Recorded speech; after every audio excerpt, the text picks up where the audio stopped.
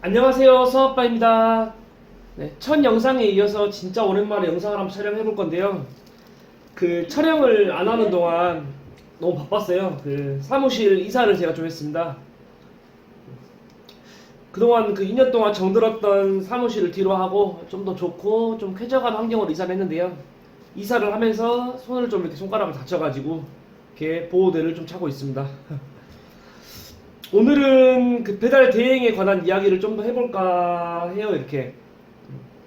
그리고 뭐 중간중간 제가 업체들 전화라든지 기사분들 전화 오는 거는 좀 이렇게 자연스럽게 받으면서 뭐 실시간으로 어떤 전화들이 이렇게 자주 오고 하는지는 좀 자연스럽게 보여드리기 위해서 전화들 오는 거는 제가 자연스럽게 받을 거고요.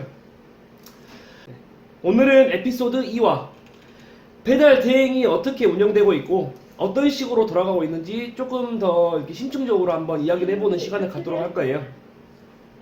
일단 배달 대행이 뭐냐? 좀 정확히 말씀드리면은 업체와 고객을 연결시켜주는 연결고리라고 생각하시면 쉬울 것 같거든요. 여기서 제가 말하는 업체는 여러분들이 지금도 드시고 어제도 드시고 내일도 드시고 내일 모레도 드실 뭐 분식집, 치킨집, 피자집, 족발집, 보쌈집, 커피, 김치찌개 등등 우리가 지금 현재 시켜먹고 있는 배달 가게를 제가 업체라고 이렇게 부르고 있어요. 물론 고객들은 여러분들처럼 시켜먹는 고객을 제가 고객이라 부르고 있고요. 배달 대행이 생겨난 건 불과 몇 년 안 된 것 같아요. 몇 년 전까지만 해도 프로그램이 이렇게 좋지 않았고 초창기 멤버들 애를 많이 먹었다고 하더라고요.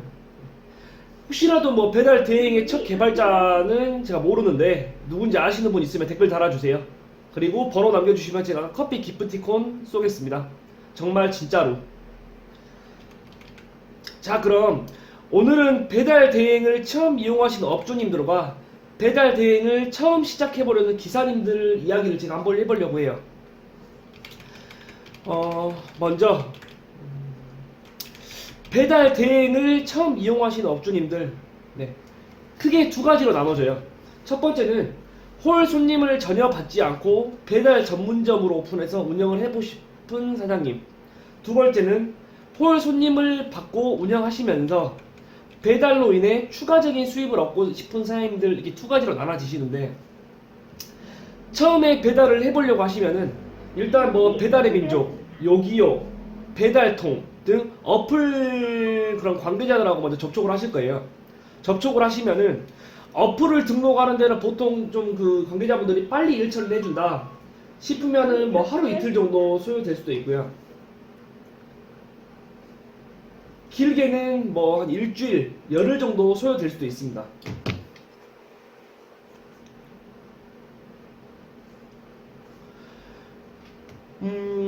그래서 먼저 배달 어플을 등록을 하신 다음에 배달 대행이라는 거를 컨택을 하실 거예요. 네. 자, 그런데 배달 대행을 선택하실 때 도대체 어떤 업체를 선택하셔야 되는지 제가 한번 설명을 좀 드릴게요. 물론 저희 업체가 무조건 좋다 또 그런 내용은 아니거든요. 그냥 제가 생각하기 주관적으로 제가 장사를 하면은 이런 배달 대행을 쓰겠다 이런 내용을 한번 말씀드릴 거예요.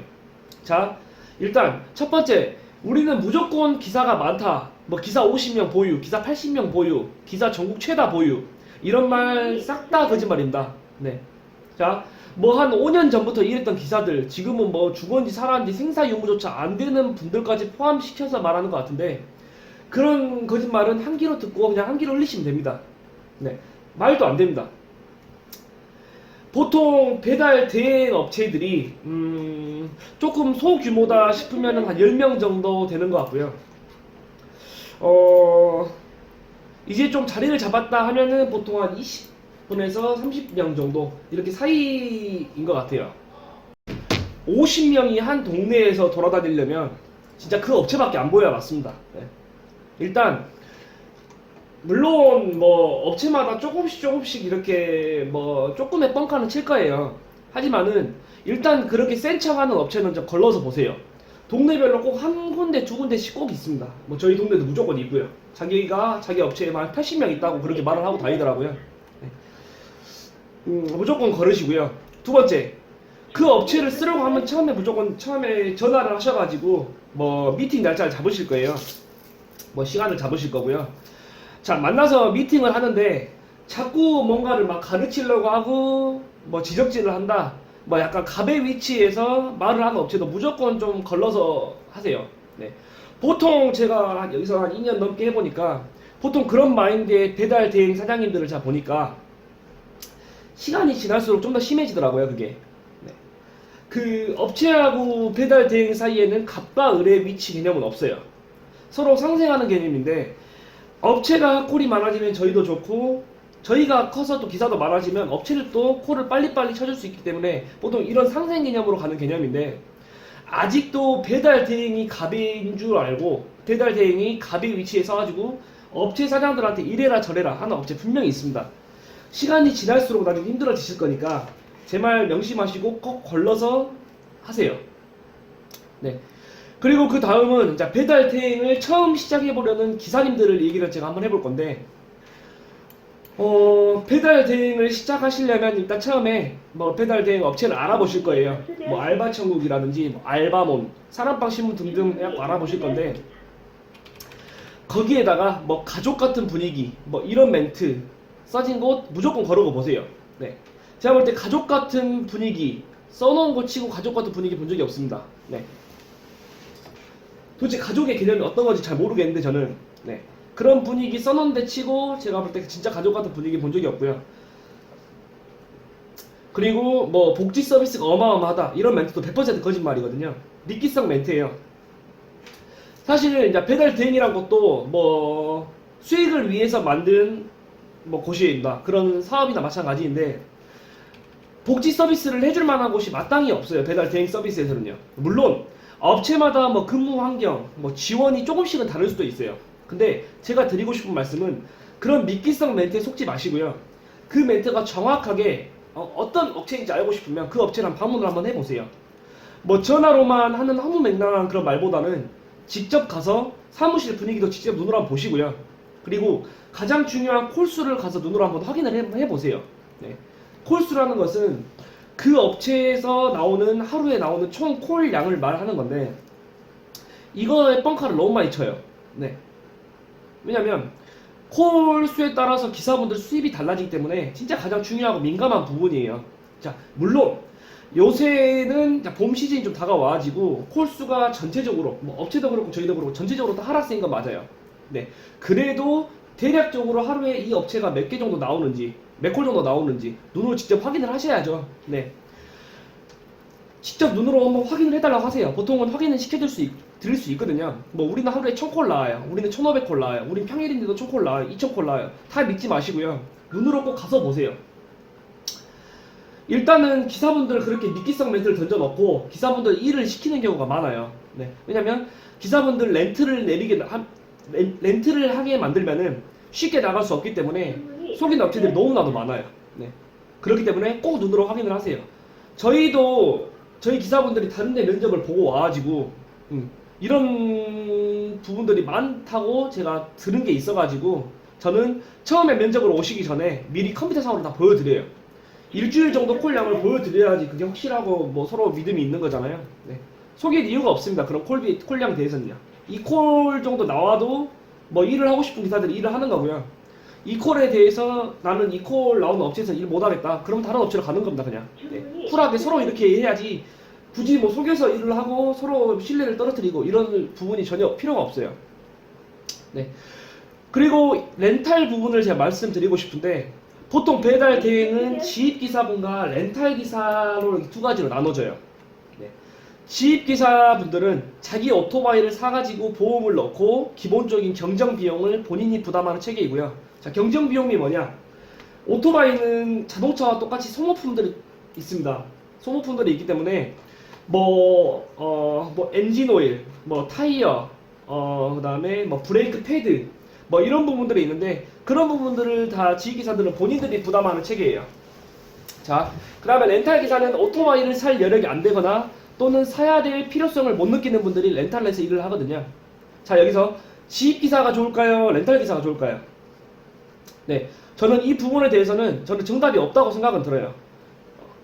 제 예시로 한번 말씀드리면은 저도 제거 오토바이 MX라는 기종을 가지고 있습니다.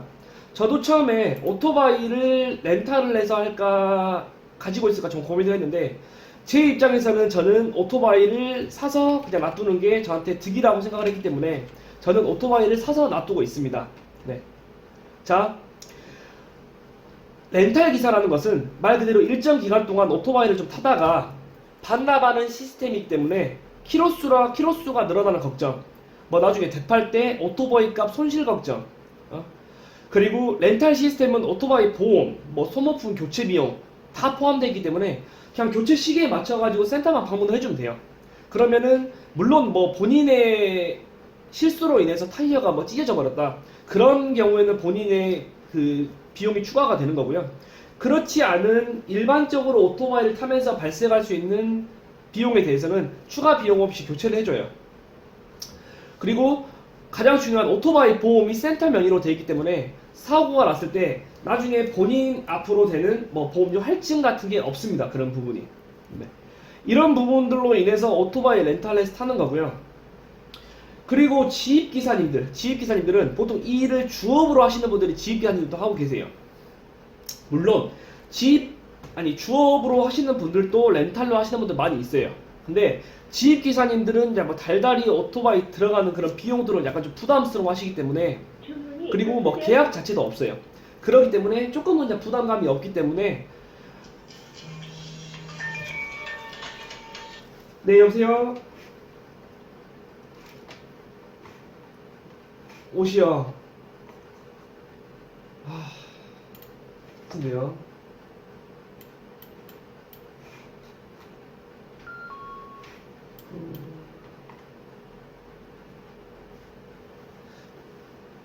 일단은 오늘 좀 쉬시고 내일 좀 나오시고, 이번 주 휴무는 좀 뒤쪽으로 좀 밀어서 하세요.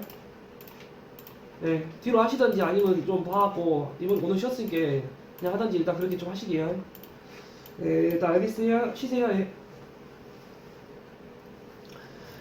네, 기사분도 전화가 와가지고요. 네,